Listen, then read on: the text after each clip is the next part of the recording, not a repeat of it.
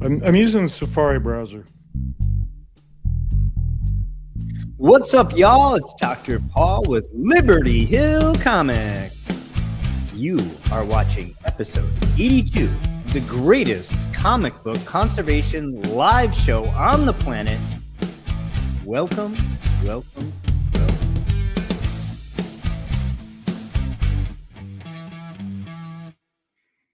Woo!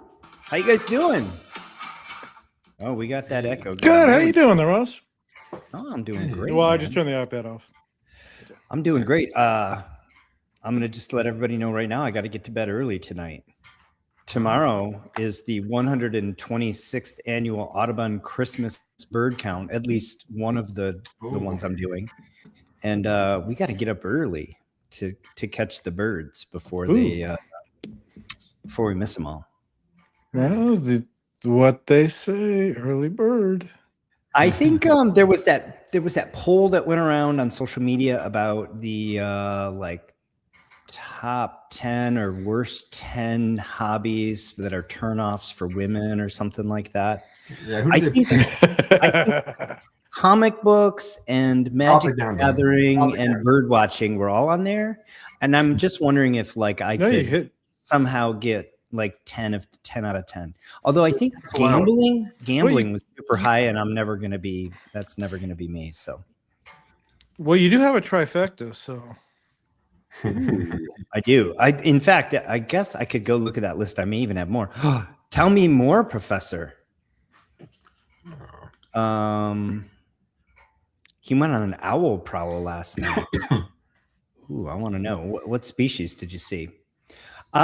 Before we get into that, how are y'all, Captain? You're not in your normal digs in California.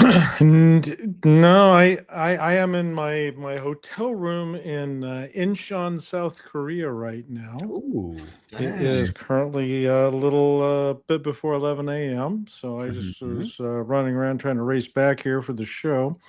But yeah, I'm not home. I'm not going to be home for a month, guys. It sucks because I want to work on comic books. Yeah. But the holiday season's coming. So yeah. Gotta refocus. I gotta work, then refocus. Yeah, we're wrapping up getting the Christmas presents out. Hanukkah's already started, and it's happening. We got the tree up, so I'm in the Christmas spirit. I cut a tree down this year myself. How was that? Murderer. Yeah, I felt that way. I was kind of looking around, which one of these trees do I want to murder? Dr. Paul doesn't care about the environment. Right. Well, you know what? I feel like it's got to be better though than buying a tree that's already been cut down. I mean, that one, in addition to being cut down, also burned fossil fuels to get hauled to wherever you are, right? So, yeah, well, I don't know. But I enjoyed it. And, I think it is sustainable. And I like the smell. I love trees. Well, yeah, of course. The fakies just don't smell. No, well, they don't smell at all. Yeah, well, we've got a fake tree set up, so. They have the fake tree, but then they also have the little diffusers that put pine scent into the air as well. Oh, that's cool. So, well, we always had a real tree growing up, and if somebody just once forgot to water the tree, yeah, it was game over. the needles dropped the next day like the Whomping Willow. Yeah. I think we always had a real tree, and I do remember growing up in Michigan and going out into the tree park and cutting them down a few times when I was little with my dad and my brother, and that was fun. Yeah, I don't know. It's that time of year. And I am excited about it. How about you there, Phil? Oh, who, me? Hey, gentlemen. I guess this must mean it's Sunday night, and we're here to talk comics and comic conservation specifically. If you're here, that means you like to nerd out with us, where we like to talk about work done on these old books, not just the old books. We're super nerds. And as always, Drowning in Comics, coming live from the border of Brooklyn and Queens here in New York City, or maybe in Aunt May's attic, who knows. Jason in the chat, I'm sure you're there.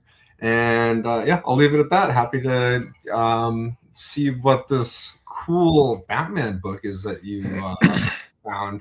And I'm excited to share what you guys don't even know is the B segment. Hooray. So I also have like a really short C segment, and it's a book that I'm going to show off. Oh. And that's the back cover, so I already know what it is. It's pre-war. It's pre-war. So you're showing your backside. I could only guess that it's some early DC golden age of some sort. DC character golden. Captain, it's goodness. That's all I'm going to say for now. We're going to leave it to the end. That's a teaser. All right, surprise. It's a teaser. Okay. Let's get started. Before we get started, let's thank today's sponsors. If you're watching this show live, you're watching it ad-free. Thanks to Collecting Chaos, Salesboy Comics, You Plucked My Last Comic, The Archivist Adrift, and Gorilla Monkey 3K. Thank you all so much. We appreciate your generosity. It really helps us defray costs for the show and lets other people enjoy it ad-free watching live. So thank you so much for that. While we're at it, let's say hi to the chat. You Pluck My Last Comic is here. Collecting Chaos is here. Mike is here. What's up, Mike? JCP is here. Greetings from Frigid, Ohio. The Professor Peter Alachi's here. Collecting Chaos. I already said. It's hard to sort of scan these as I go. Aaron Conyers and Collecting Chaos already with the super chat for today. Thank you. Next week is sponsored. Appreciate you.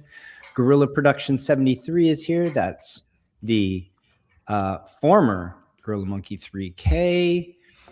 Space Baby's here. Welcome to the show. Don Carter's here. Gorilla Production 73 with the super chat. Thank you. We already have 2 sponsors for next week's show. We appreciate you. And check out their channel. Are we having a next week's show? I think we should do a next week's show. It's a couple days after Sunday, right? I'm sorry. It's a few days before Christmas. And then we're going to do in between Christmas and New Year, we're going to do our year-end wrap-up. I don't know. I'm down to do a show. I won't be present. I'm going to be traveling next Sunday. So you want to do a show, Phil? I kind of want to. It depends. I should be here, but to be all right. I'm going to do a show. Whoever wants to join me can join me. Vulu, welcome. Rick, there you go. How about that? Is here. Welcome, and the aforementioned Salesboy Comics is here. Welcome, everyone. Oh, not peepee jokes. Do something more clever than that, Jason. You got to make me laugh. Come on. Children. Yeah. Okay. So that's what we're doing next week. And check out the Facebook group. Every time we mention it out loud, we have a few more people join each week. And I love that. It's a great place. It's the comic book conservation community. And it's a great place to learn from others, get some camaraderie going, some collaborations, some attaboys for your work, and just discuss all things conservation. Oh yeah, most definitely. Post it there. Also, if we had a great show last week, so yeah. And if you're not aware of all of the social media footprints of all the different comic book conservators, most of them are posting there, so it's a good place to kind of get caught up each week as well. Ben Stewart, welcome to the show. So I think, without further ado, we'll jump into our A segment, and I'm excited for this, but I think I may have the wrong layout. Yeah, let's switch to this layout. There we go. So as per usual, I did an A segment around a conserved comic book that sold in the last week, and boy, did we have a doozy this week. And I just love it. Love the cover, love the book, love the era. Frankly, I I think it's a great conservation job. I was going to say love the conservation. I do love the conservation, but we'll talk about maybe opportunities even to do more. AG, welcome to the show. He says, sorry, I'm late. G. Well, know- yeah, come on. You're welcome to join anytime, AG. You didn't miss much. We just did Attaboys. We thanked our sponsors. And I did sneak peek the C segment, which is this book. It's a pickup. We're going to share it at the end. I'm excited about it. Sales Boy, thank you for the super chat. So Tech 37. Awesome Anybody care about this book? Anyone? Oh, I would. Phil does. I think we're all three caring about this book. Yeah. So any tech book that doesn't have Robin in it, I'm cool. come on. Yep. That was my line. Tech 37, 59 copies universal. Median grade is a lowly 3.0 on this book. Man, is this a tough book. 83 all, including the restored, conserved, and qualified copies. 0 signatures. Yeah, tough book. 59 copies universal. And not because nobody cares to slab it. So why should we care? This is a genuine Finger and Kane story with a, as far as we know, genuine Kane cover. It's signed Kane, and there's no indication definitively that it is otherwise. Later issues, obviously, are Ghost signed by Kane, and they're drawn by someone in his studio. This is the 11th appearance of Batman, 7th cover appearance. So even though Batman was a huge hit, as we've discussed before in these anthologies, detective, action, even adventure, they would alternate the cover every other month so as to expose more of their characters and also so that they don't compete on the newsstands. So they were alternating Batman in tech and Superman in action. So even though this is his 11th issue of Detective Comics, it's only his 7th cover appearance, which is insane. And it's his last solo cover appearance for nearly a decade. So this is the last pre-Robin issue, as we talked about. Of course, Tech 38 is first appearance of Robin. After that, it's all Robin all the time. Every issue of Batman and every issue of Detective has both Batman and Robin on the cover, all the way up until 1949, when Batman finally gets another solo cover. It's actually kind of a neat cover. I think it's Tech 153, if I'm not mistaken. Another little interesting tidbit. So this story is pre-war story, and it's one of these interesting ones where it's kind of touching on the global tensions that have erupted into a Second World War, but that the United States has not yet entered. So the story is about some foreign saboteurs and a dock and ships and Batman foiling the saboteurs. The cover actually matches that story, which is interesting because in this era, the covers were more like pinups by and large. They didn't necessarily have this really early golden age pre-war stuff. The cover was not necessarily what was happening in the story. And we've talked about that a few times. When I was coming up and I was buying comics in the 80s and even back issues from the 70s and 60s, the cover was basically telling you something that was happening in the story. It was a hook, and it was directly related to the storyline. It had the characters that were in the story. Occasionally, they would do a bait and switch on you. But for the most part, it was basically kind of a splash taken out of the story, and it was meant to hook you and to give you some idea what the story was about. That ended, I feel like, in the late 90s. For me, I remember Ultimate Spider-Man just dropping that, just going to pinup covers. They were just all airbrush pinup covers. And after that, I remember that. Went back to that, right? So nowadays, I think you buy a comic book. I don't buy that many modern comics, but If you do, I think the covers are just pinups. They have very little to do. They may feature the characters inside, but other than that, have nothing to do with the story. In fact, some of them don't even have the characters inside, right? Like they do these sometimes alternate covers that just have a completely different character on them. So anyway, it's interesting little tidbit into comic book history that this particular one is an early detective cover that actually showcases what was happening inside the story. Nice. So, what are we to pay for Tech 37 in a 4.0 Universal? 2 sales in the last 12 months, trailing prices here. A 3.5 sold in January 2025 for 14.4.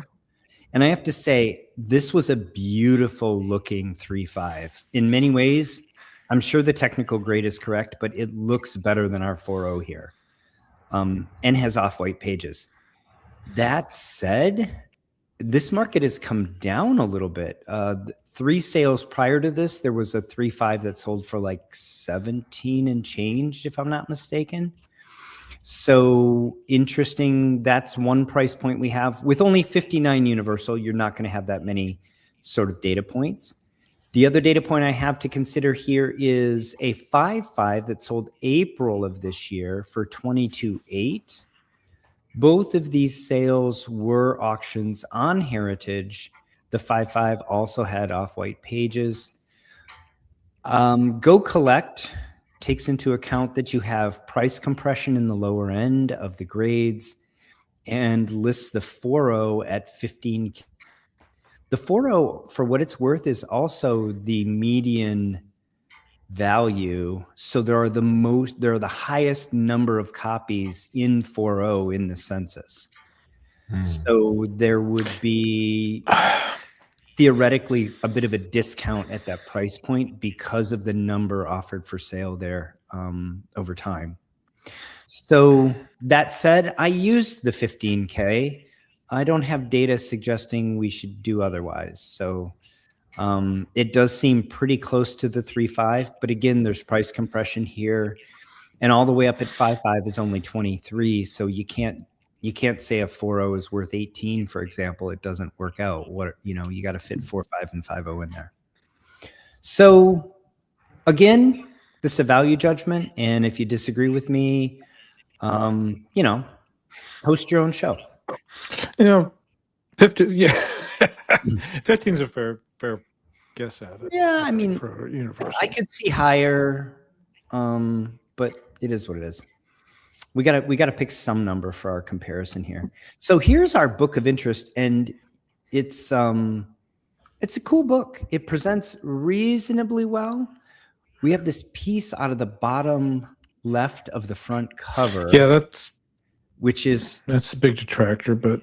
And some staining. So you have a few defects here that keep it in the 4.0 range.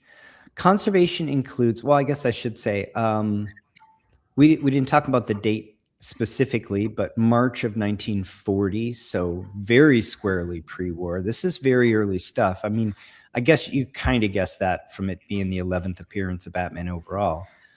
Off-white to white pages, which is phenomenal for a book of this era. Spine split, sealed to cover, cover reinforced, and staples replaced are what we have in the conservation. And then the grader's notes indicate multiple stains right center of back cover, and we'll see those in a moment.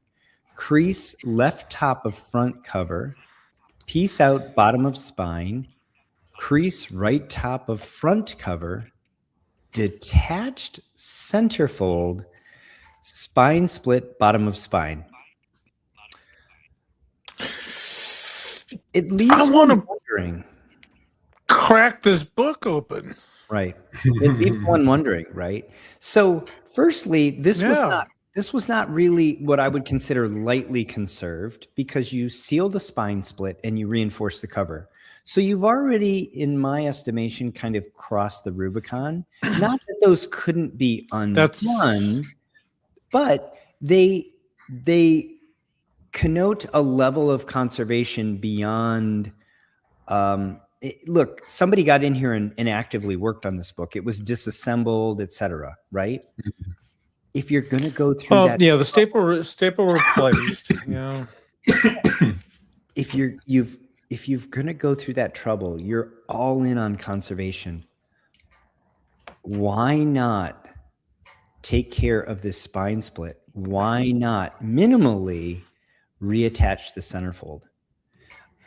I think somebody was probably going for a universal and trying to sneak this one by. That's the only thing I can think. After they sealed the spine, reinforced the cover? How do you think that? I mean, that's maybe they're. I don't know. We're guessing here, but I agree. Why wouldn't you, if you're going to go that far, why not go all the way? But that's the only thing.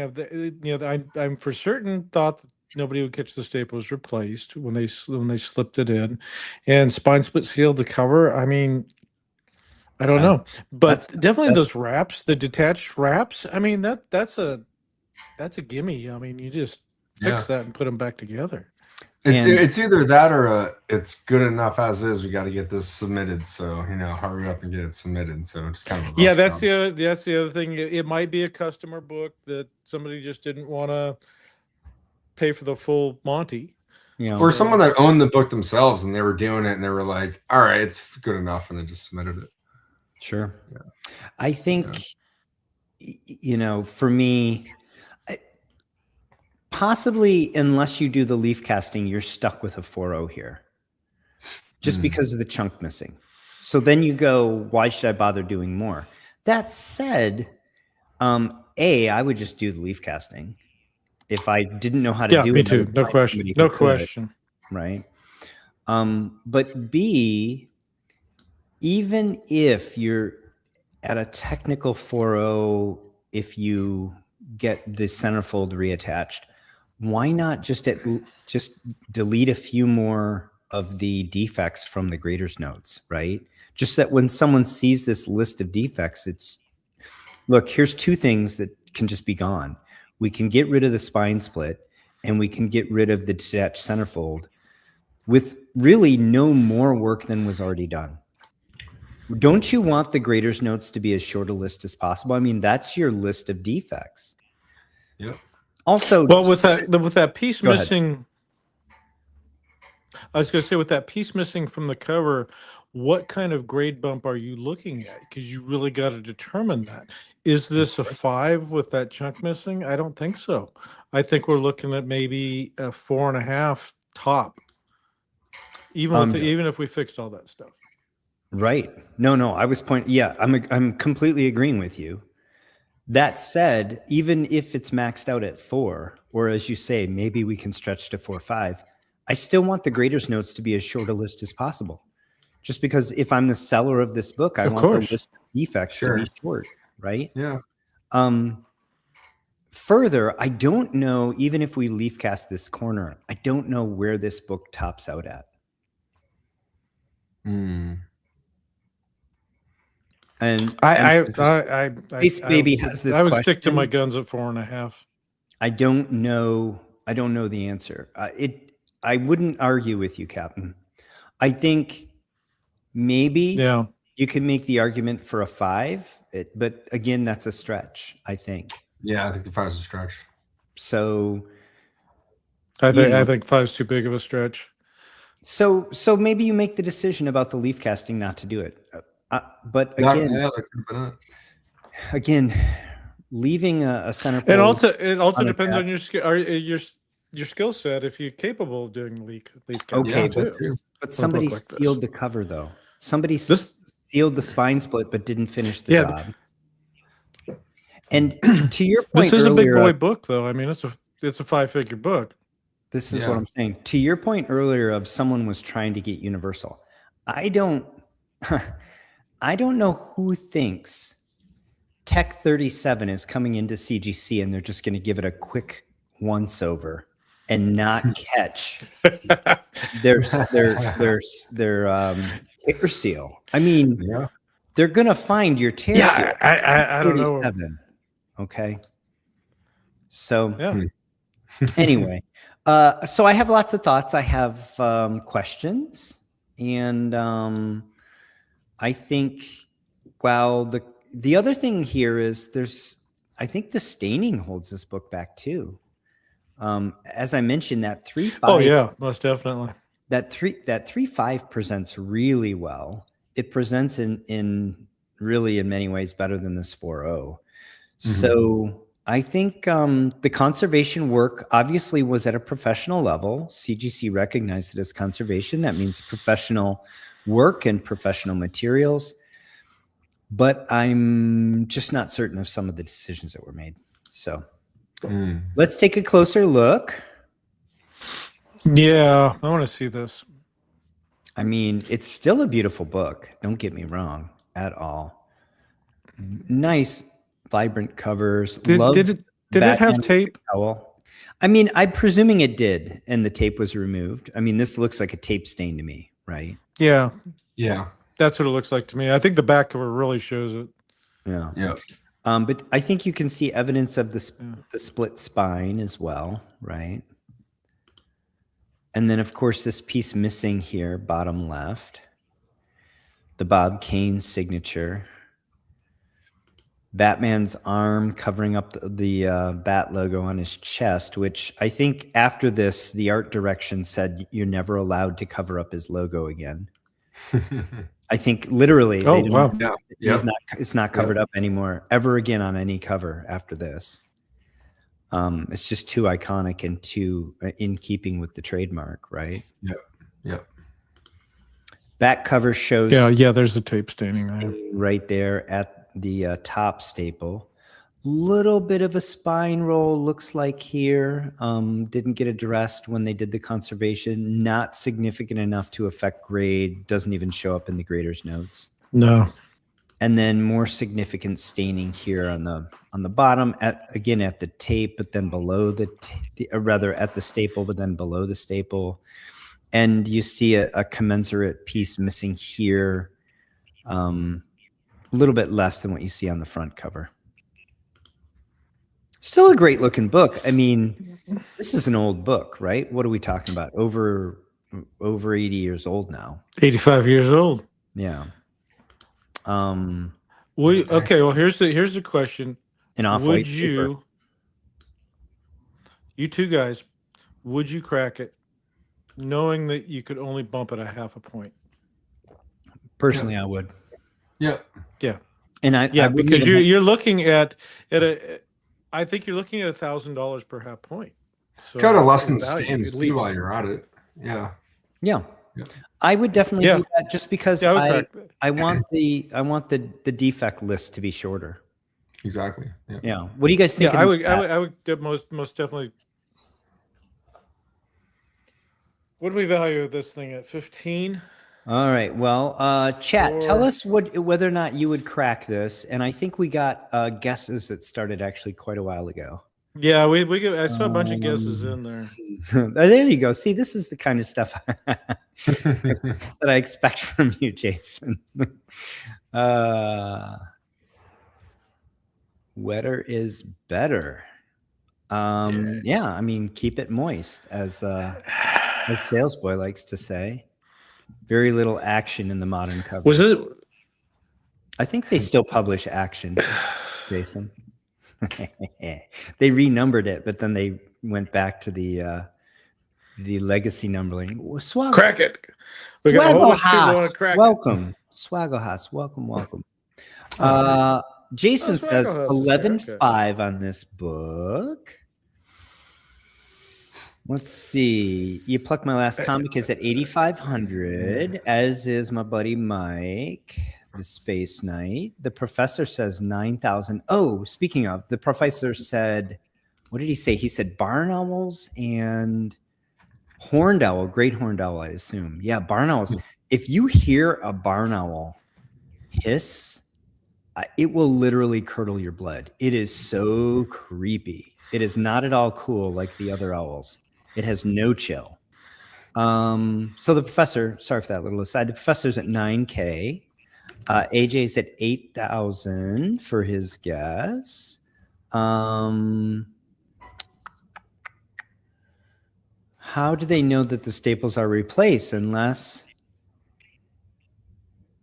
Oh, we had this discussion this week. So it has to be Yeah. period correct to be in conserved. If they're just completely wrong, then it's restored. Yeah. But there are tells, right? So like if there's rust on the paper but no rust on the staple, Zing. staple's replaced. That's the biggest tell. Sometimes you can see patina not matching, not being appropriate, other little tells, but that's the main tell there. There are also manufacturing tells in the staple, whether or not it's the correct era, but I've kind of already addressed that. If it's the wrong era, it's going to be restored. Yeah. Yeah. Yeah. Sales boys at 10K.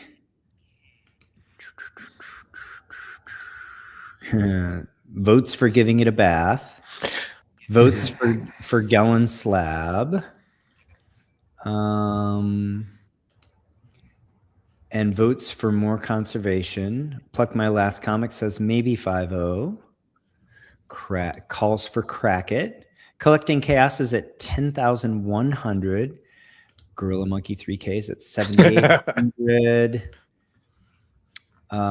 Ben Stewart says crack it, send it to Phil. JCP says 11 grand. Pluck My Last Comic says barn owls are cool. I didn't say they weren't cool. I just said they'll curdle your blood. They have no chill. If you've ever heard a rabbit scream, oh man, boil your blood. We got foxes here. They do some crazy calls. It's not at all cute like in the what does a fox say? Oh, look what Phil's got. Let's do a little intermission. Oh, what's this? Well, I figured last guess. What you got there, Phil? Look at just that. a copy of this book. It's gonna need some work. It's in queue, and man, I love this. Look at this. Look at that. Badass. It's Badass. the last. Oh, it's delicious. The last hurrah for Batman. With the After cowl this, at the top there. Yeah. Yeah. Oh, I love the giant ear cowl. Yeah. You got Roy's copy there. Are you going to leave Roy on there? I think it's Ray. Oh, Ray. Yeah. You going to leave Ray on there? Maybe not in this instance. I think if it was a newsstand mark, it would be an exception. But there. Sure. Well, you know, I've got the reason I ask is because I've got Ace's copy of All-Star number 5. And I've seen multiple other comics that Ace wrote his name on. It's not a pedigree, but there was a big enough collection that made it into the market, and enough of them got slabbed that you routinely see Ace. And I think it's cute that they left it's like, it looks like a kid's writing. It's terrible writing, and it's right in the middle of the book. But I think it's kind of fun that like, oh, I could go buy another Ace book and put them together, and now they're reunited, you know?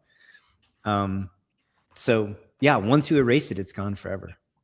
That's true. You guys have guesses? I do. I've been sitting here I know what this one is. squirming on this. So admittedly, I mean, this is right up my alley. I know these books. They're in my blood. What would I pay for this, knowing that I'm going to crack it? So I would say my limit would probably be about 8,000. So I would say I'm going to say 7,000. That's my guess. Well, you want to do the drum roll? Anybody else? Oh, I was supposed to do the drum roll. Oh, that's okay. I thought we dragged it out long enough, though. I think we did. 6,900 this sold for. Nice. Yeah. What do you think of that? Yeah, I was there looking at that. I was thinking, take half, 50%, and being I'm a cheap pilot. I'm sorry, thriftful. I would like to pay less than that, and that's why I kind of went, 7,000 is less than half. I mean, think about. I did not buy it, folks. Though. This seems nuts to me. The work that was done. Where was the sale at? Was it a Heritage? Yeah, Heritage. This is a Heritage live auction. The work that was done is reversible. What do we think this is? Oh yeah. I mean, Universal, even with the staples missing, what is this, a 2.5? Yeah. This is worth more than $7,000. Yep. I mean, it really was a steal.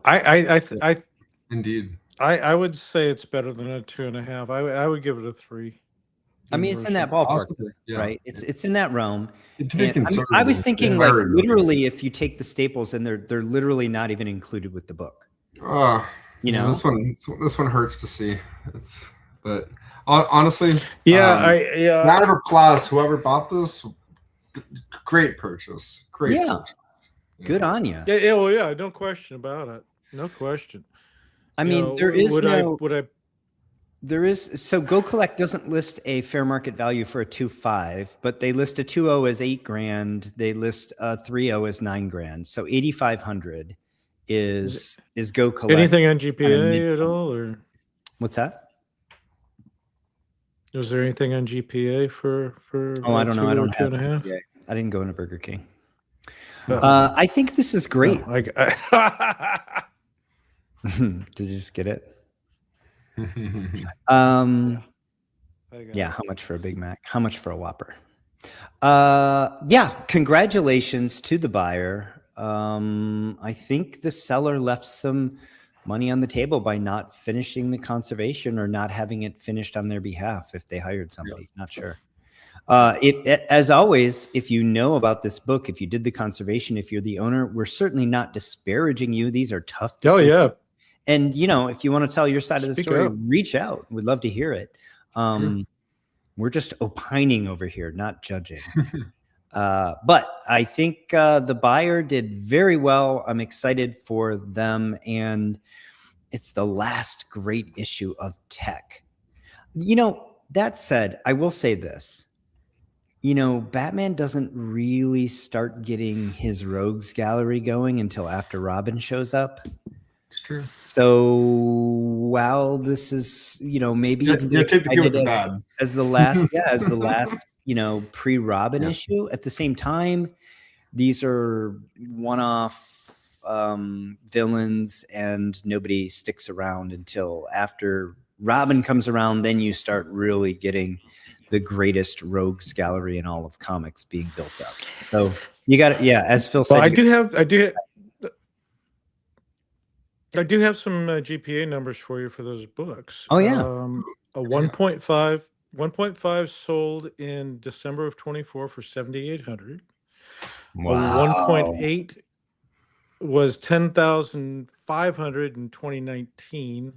A 2.0 was 15,000 in 2022. There was no 2.5, and a 3.0 was 9,200 in 2022. So there's your numbers.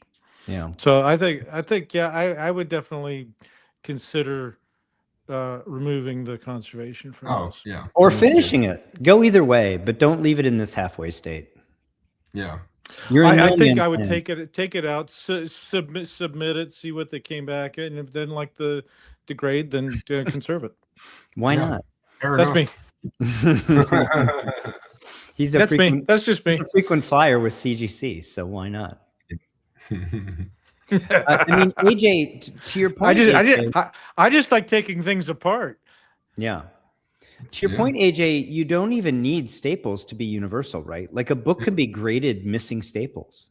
There's just just a top grade for it. That's all. But it's still universal. Top grades. Top grade is 3.5. Exactly. Yep. Well, I had fun with that. Awesome book. I would love to own a pre-Robin issue of Tech. It has not yet happened for me. But maybe someday. Someday. What'd you guys think of that? I hated it. That was great. Ooh. Ooh. We actually have you have, I think you have access to this. Don't you have access to the I may be the only one who actually knows how to use it though. Maybe. Well, let's take a short break to what are we going to plug? What are we going to talk about?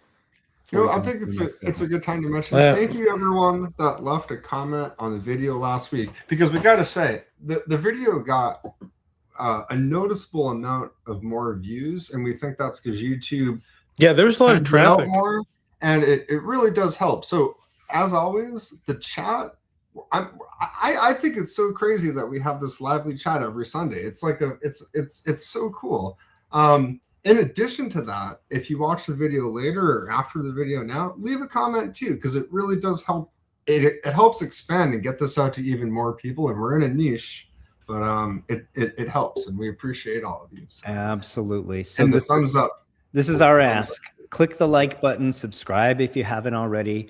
Check out one of the many folks who support our channel. Go check out their channels, including Flying Owl Comics and Sales. Oh, should I even start the list? If I start the list, I'm going to forget somebody, and I'll apologize. So let me not do the list, other than to say we do the list almost every week when we talk about our sponsors.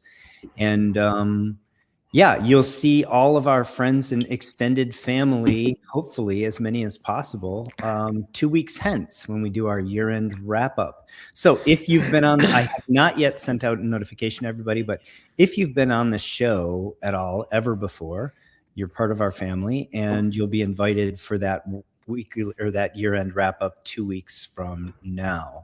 So looking forward to that. And with that, I think I'll hand the mic over to you, Phil, and we'll start our B segment. And then if you joined late or if you forgot,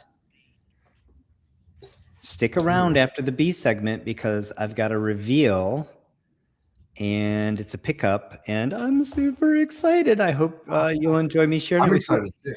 That back cover, I know at least one book that has that back cover. So I'm like, is that book? I guess we're find out. Don Carter, thanks for the super chat. Appreciate you. Oh, nice. So I figured I'd go the slightly unconventional route, as I have in the past with some pieces, but instead of just showing just like a modern piece where I recreated word balloons that were done digitally, which can be cool. This is something that clearly at one point had some stuff on it. It had a lot of issues, and I'm really proud of how this bad boy came out. And it's such a cool, almost 50-year-old cover too. So I don't think it had that many issues. I want to say Marvel Premiere only went to like 50 or something, and then it got canceled. I see what you did there. And that was for you, Jason. Nah. So we'll jump right in. I got my fun little watermarked image there. Yeah, yeah. So this book, it was published by Marvel in October of 1976. So next year, this thing's turning 50 years old. It's got the first appearance of everyone's favorite character, obviously, Monarch Starstalker. Nice. It's got a Howard Chaykin story and art. Right? That's everyone's favorite character. He's my favorite. Absolutely. I'm getting my tattoo next week. Your other arm. And it's got a cover art here by Chaykin and Milgram. So this is where we're getting into the artistic element of the, we're usually just talking about the conservation here, but this is I think it's really cool that we are on the precipice of some of the, especially artists like Kirby, and Ditko, that are a little more well known just in the pantheon of characters that they've created. But other creators, it's becoming a more respected art form, which is really cool. And I think for good reason. And you see some of the prices these things go for too, and you're like, geez, some of these artists, people really some of have them a great appreciation for it. Really, it's a whole nother realm within what we like to collect. So Absolutely. Larry, sorry, did you want to say something? No, I was just talking about I've looked at some of these. I keep thinking I was going to jump in and buy art, and then all of a sudden I just watch these prices and ow! Hey, well, just like five figure, 6-figure pieces of art, and I'm like, yeah, that's I could have other things I can spend that money on. It's true. Hey, but also I sent you guys that Archie page. So I mean, if you look at Heritage, you did, yeah. Chaykin cover for tens of thousands of dollars or $50,000 or even more. But you can also get more affordable things like a Archie's Girls, Betty and Veronica interior page for only a couple $100, and it's twice up art, and you can get images of Archie and Betty and Veronica, and that, I mean, really, a page for $300 or $400, and you see it, you're like, that's a. I mean, it's a little outside my norm, but as a one and done example, and it has all 3 characters on that page. Yeah. But some Planet Comics art, Larry. That is going to cost you an arm and a leg. That's for sure. I think interior pages of comics you loved as a kid is a place to start, and you could, as Phil said. I mean, I found a few for a few $100 or even less over the years. So if you want to dabble, that's where I would dabble. Not on covers. You got to stay away from covers. That's not. That's where it gets. Dabble, because that's where the big boys and girls play. Larry, if you're spending a couple $1,000 on books, then you could get a Planet Comics interior page, and that's those are kind of cool too. I've seen them come by, and then they I don't want to tempt you, but hey, just take a look. Maybe there's something. It was way past my pain threshold. So let's continue with this piece here. So we got this Monarch Starstalker. Yeah. This piece had some unconventional things going on, despite being original art from a period where the stats were adhered to the board. So the board actually kind of had 2 elements to it. You can see on the right, you had the main image of the characters drawn, and then on the left, there was a separate board that had the spaceships and all of the black ink showing space in the background. And that board is supposed to be pasted over this board to make a layered piece with stats then on top of that. So what I first had to do was kind of clean up as much of the old acidic glue residue that was all over this thing on the right. And then I was going to ask you, what is that glue? Yeah, so that was just old paste up glue, from when this was originally put together. And just for context, into size too, so you can kind of see a better scale. So on the left, the original art is something like 11 by 17, maybe 12 by 18, somewhere in that range. The comic is much smaller, but when you scale it up, this is basically what I'm doing in Photoshop. So I'm reverse engineering all of the text and everything there to recreate stats. So what I do is I scan the piece that you'd see on the left, and then scan a copy of the book that you see on the right, and then place the scan of the published version over the art, and then remove all of the color elements and the non-stat portions, so it's just what I need to print out. And that's much easier than done. Oh, sorry to interrupt. I think the reason why that background was done on a separate page is because it's in brown, not black. And they had to run that as a separate color. It could have been. Yeah. That's why it wasn't done. Yeah, it could be in the actual page, right? Because if that was done in black, then they wouldn't have had to do that. But to do it in brown, they literally have to have that a separate page, I believe. Otherwise, they can't. There's no way to separate the black from the brown on this what is ultimately the finished art, I believe. Yeah, I'm not sure what they would have done in production for that. Just obviously at some point it wasn't here just because there's the old remnants of the glue stain. But sure. Whether or not they ran it separately, that you do make a good point. It's very possible that they could have done that. Also, though, you would traditionally see all those old stats. So all of the, where it says Savage Science Fantasy in the text box and everything like that, that should have been there. That's just over time, the stats fall off and they're no longer there. So sometimes they are there. It's just sometimes they're not. This stuff wasn't made to last. This was made to produce a comic book to sell for 30 cents 50 years ago. So when you think about it like that. So once I had everything prepped, on the left you can kind of see the before, and then on the right you can see an after once everything's been cleaned up. On the left, I kind of removed some of the tape at the top and cleaned up that area, and then I cleaned up a little bit around the image to the of the two characters there, and then adhered cleanly and archivally the board on the left to the board on the right to make one harmonious piece now that is prepped and ready for some stats to be adhered to it. Very nice. And That's pretty cool. So it's already looking much better. We're already looking much better. And you can, on the left, you can see on the bird's wing on the right edge there, it was folded over. So there were elements that I kind of had to recreate because paper was missing too. So a little bit. So here, this is a good example just to kind of show, at least in this case, luckily what I needed was literally the image of this main cover. But if I didn't have it, it's such an arduous process. You can see on the left there, that's a zoomed in screenshot of Photoshop.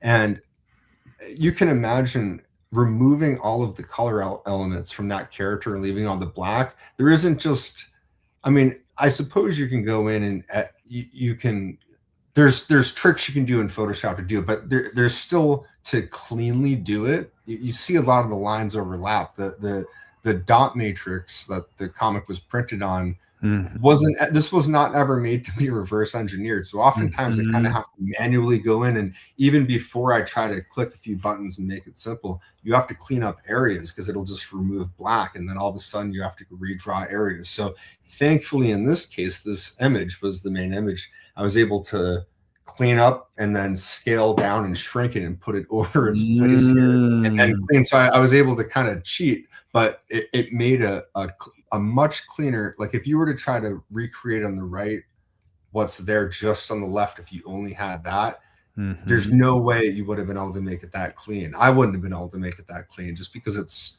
so muddled, from the printing process. So it just goes to show, when you don't have that, I'm just making it as good as you can. And when you scale it back out, it's pretty high res and it's fine, but it can still be a very tedious process. So sure.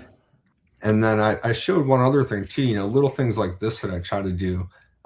Sometimes you're trying to make it look even a little bit better than it was published. So on the right, you can see they used like a 12th generation comic stamp there. And at that point, it's, when you look at the earlier issues with the stamp, that stamp is crisp and clean and clear. And then over time, you can see how the text, it just starts to get muddy and just kind of, so I'm adding in, from my inventory of images, a nice clean stamp over there, and then I clean up the area around the stamp and put that there. So once it's all done, this is just a mock-up that I have, that I printed out just to kind of cut around in place and see, make sure everything looks right before printing the final version.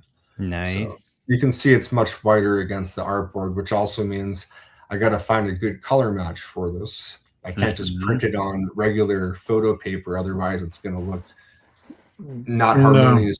So that's, but interestingly, like the white of the background starscape is whiter than the rest of the yellow, right? It's aged different. Yeah, it's aged different because it's paint. Yep. Yeah.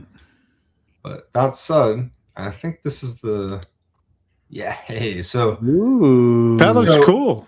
So now we're talking. Now on the right you have the final finished piece where you have the two pieces of the artboard joined together. You have archival stats. In this case, not in an overlay. They're adhered to the board as they would have been, but done in an archival manner. The color match of the stats is harmonious with the piece. It doesn't detract from, you don't look at it and say, oh, those are obviously the stats. It's all one image. It's got some discoloration and some problems still, but compared to what it used to look like, man, now it's no question. This is the cover art to Marvel Premiere 32. Beautiful. That is a beautiful piece of art. Yeah. Yeah. I love it. Let's go here. Wow. That's fantastic. Obviously, this creates equity for the owner here.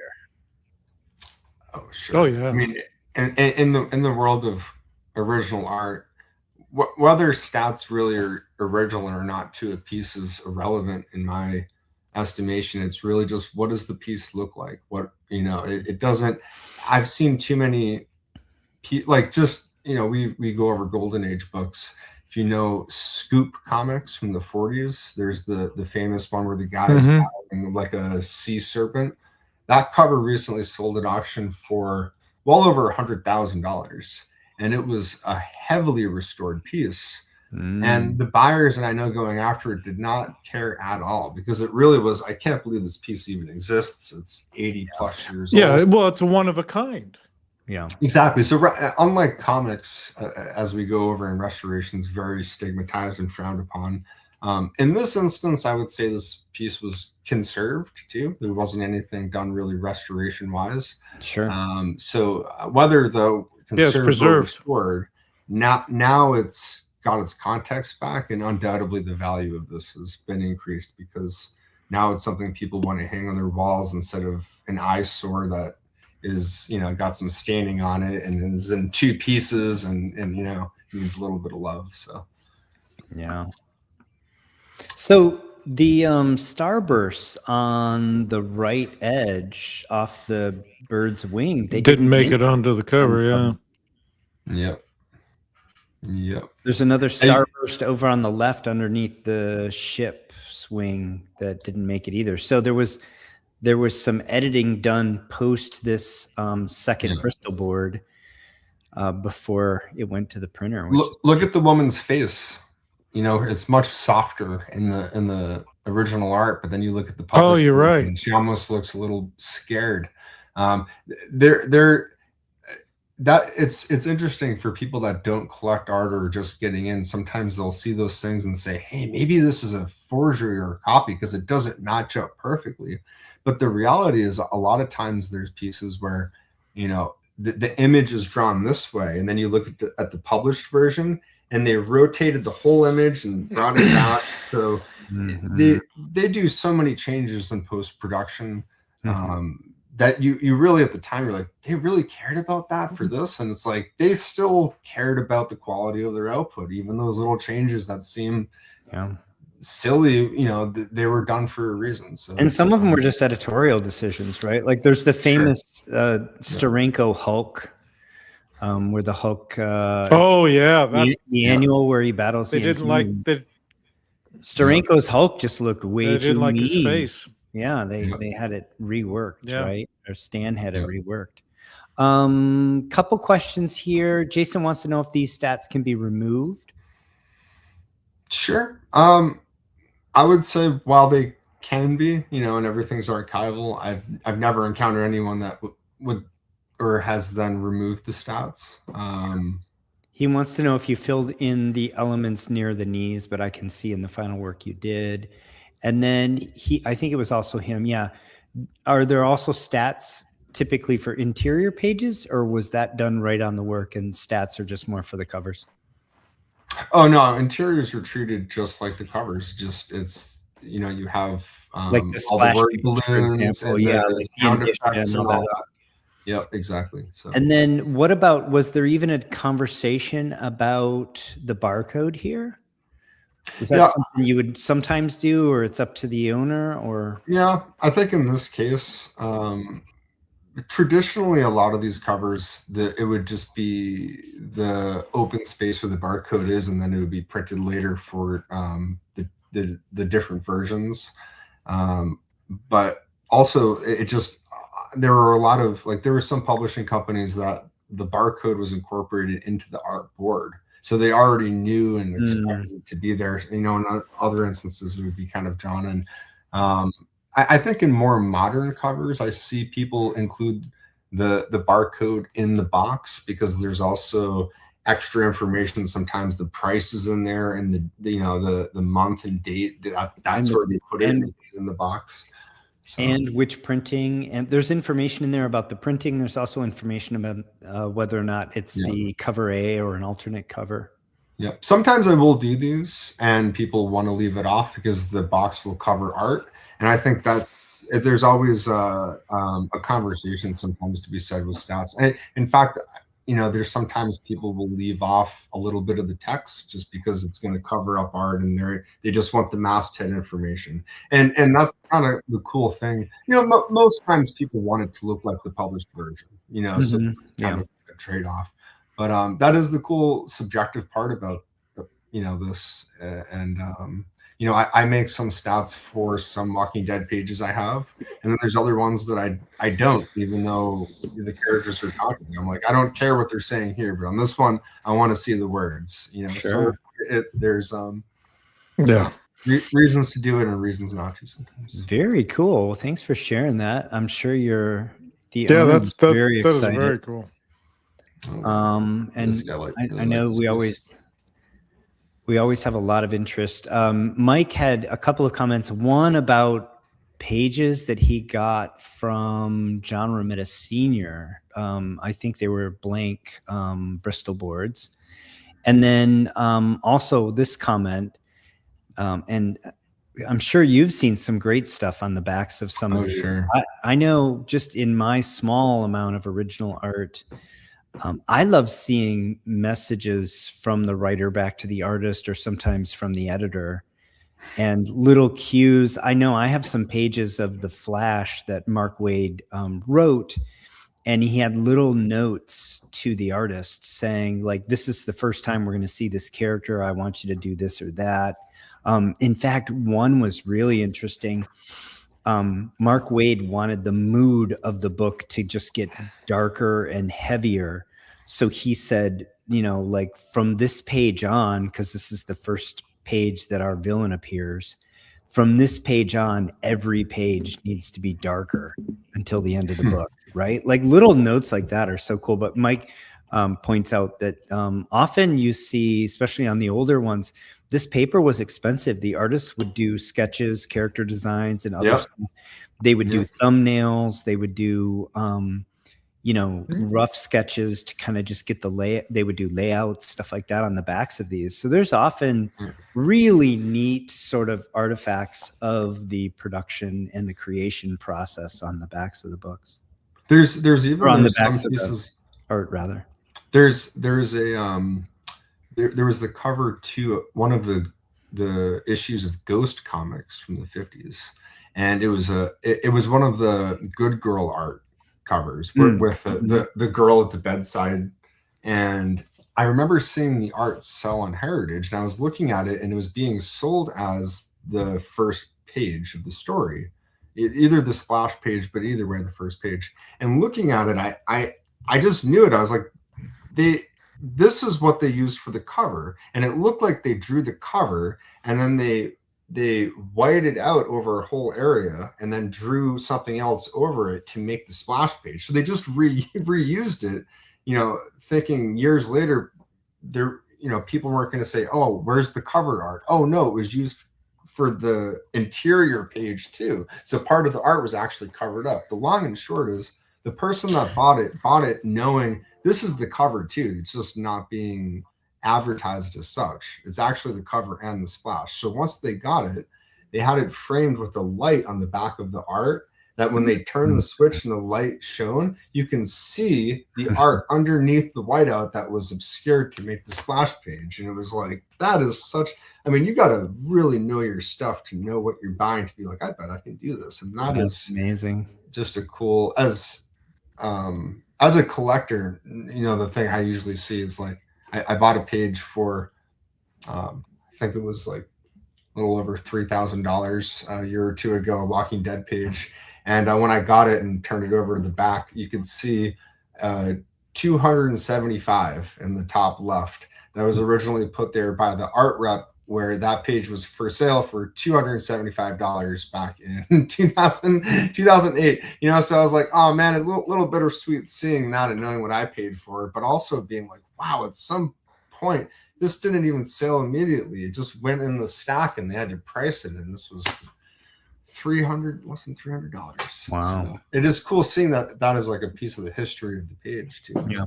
My favorite art, kind of original art Easter egg, this cover is a good segue into it. So those of you that know Dungeons and Dragons know that Bill Willingham was an early artist, and the back cover to Temple of Elemental Evil actually has it. So the original art that Bill drew was very similar to this. It was a dude with a chick, but she was a little bit more like wrapped around his leg, and she was completely naked. And that was the original art. It ran on the back of cover of Temple of Elemental Evil, just the man's torso, just as like the bottom quarter of the page. So the female was not in the final printed version.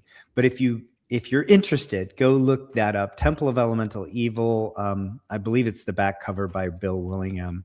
And it's too bad that we didn't get the full version that Bill created. I really hate when the editors change the artist's vision. The purity of the art is very important. I agree. All right, go check that out if you haven't seen it already. I promise you will enjoy it. All right, are we ready for my? Yeah, let's see the reveal of that book.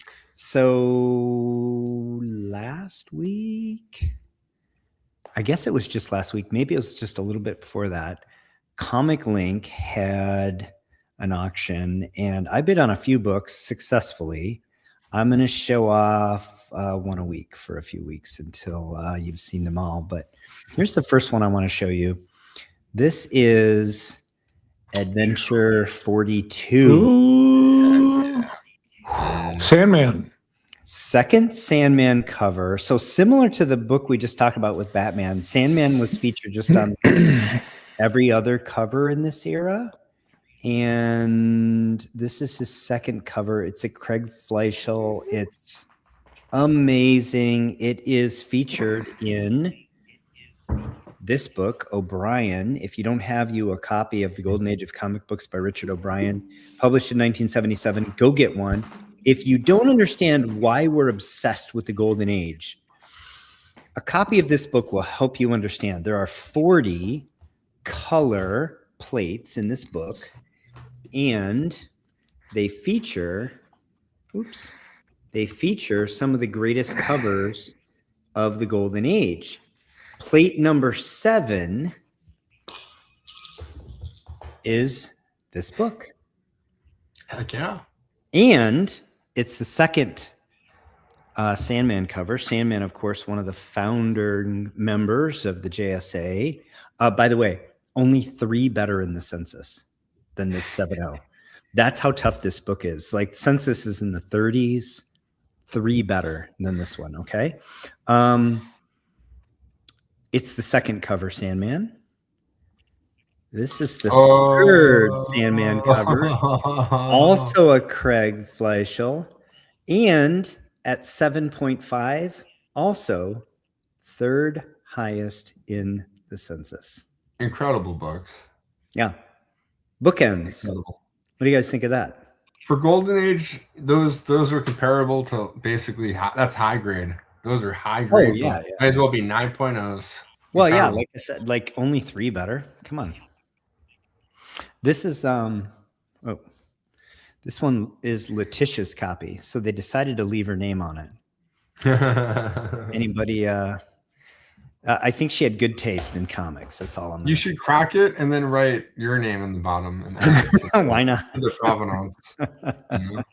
Speaking of provenance, I got 3 books in that auction with known provenance, and I will be sharing them with you in upcoming episodes. Nice. Hope you guys enjoyed that. That's great. Thank you. Yeah. Well, like I said, I've been staring at that image since I was 12 years old, and I got that book, the O'Brien book.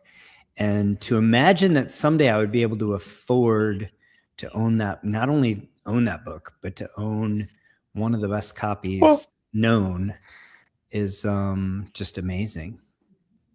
So I was over the moon. That's great. Congratulations. Yeah. Thanks everybody for for the well wishes on that and for the congrats. Phil, welcome to the show. That is Phillip, my neighbor over here. And Merry Christmas, Happy Holidays. We're going to talk to you now still one more time before Christmas, but as I mentioned, Hanukkah's already underway. I'm sure there are other holidays already underway. I don't keep track of all of them, but I wish you a wonderful whatever it is that you celebrate.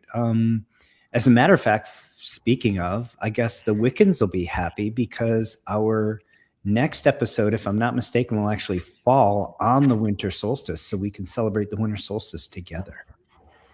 Sweet. Cool. Sweet. All right, let's wrap up our show. So once again, sponsors of this episode, give them a round of applause, give them a thanks. Collecting Chaos, Salesboy Comics, You Pluck My Last Comic, Archivist Adrift, Gorilla Monkey 3K. Thank you all so much. Go check. We appreciate them. We have sponsors for next show that include Collecting Chaos, Gorilla Production 73, which is the aforementioned Gorilla Monkey 3K, Salesboy Comics, and Don Carter. Thank you all. Have a great week. As I said, we're going to see you before Christmas. Happy holidays if your holidays have already started. Hopefully you are together, you're happy, you're healthy, and we appreciate you joining us, joining the chat. We appreciate you watching on Rewind and wherever you are. Until next time, take care of one another. See you later, everybody. Thanks for tuning